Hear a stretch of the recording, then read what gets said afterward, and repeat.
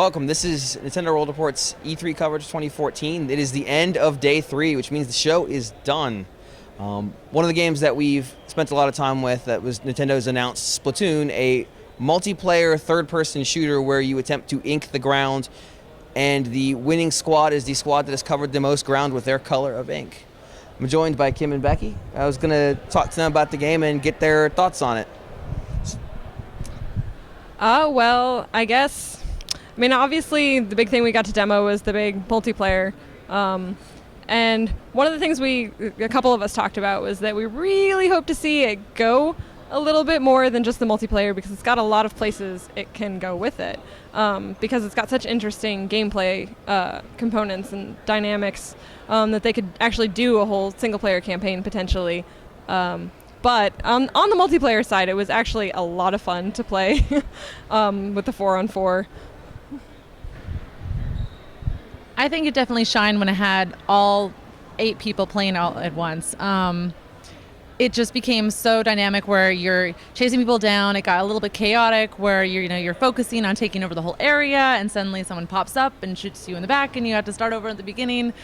There was a lot of tactical possibilities as well, where you can go down into the ink or go up into the walls. If you spray the walls, it doesn't count towards your score, but it's a potential hiding place where you can surprise someone or recover an area after they've left. How did you describe it? There was a way you said it. The cartoony... I kept telling everybody it was kind of like cartoon Call of Duty. Because, I mean, it was kind of a combination of their team deathmatch, because my stepdad plays this all the time, so I just watch it. And their capture the flag, where you have to dominate territory, but by the same token, you can actually have people focusing on the territory and other people that their entire focus is sniping others. I mean, because when we were playing it, a lot of people were doing that to me.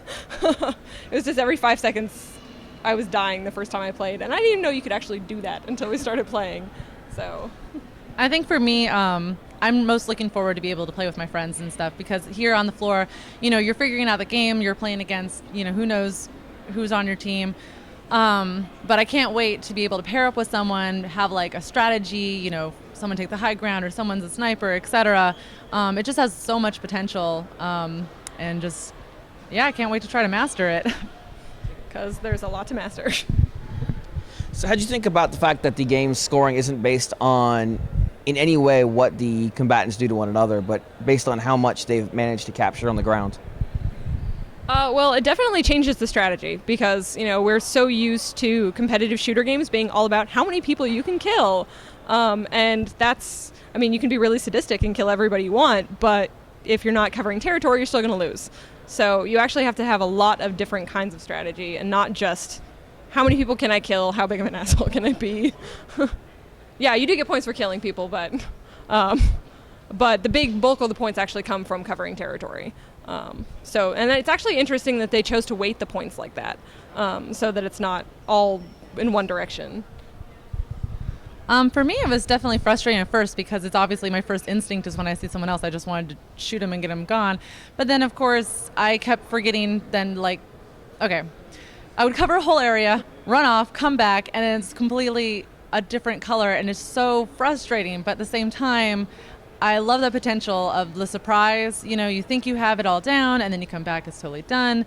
At the very end, when it zooms out and shows the whole map and what's covered by which, colors, and you're like, oh my gosh, how was 2/3 that other color? I was just focusing in this corner. I think it definitely takes some getting used to, but I love the uniqueness. I love the uniqueness that this game is taking for that. All right, thanks. If you can read more about Splatoon on the website, nintendoworldreport.com.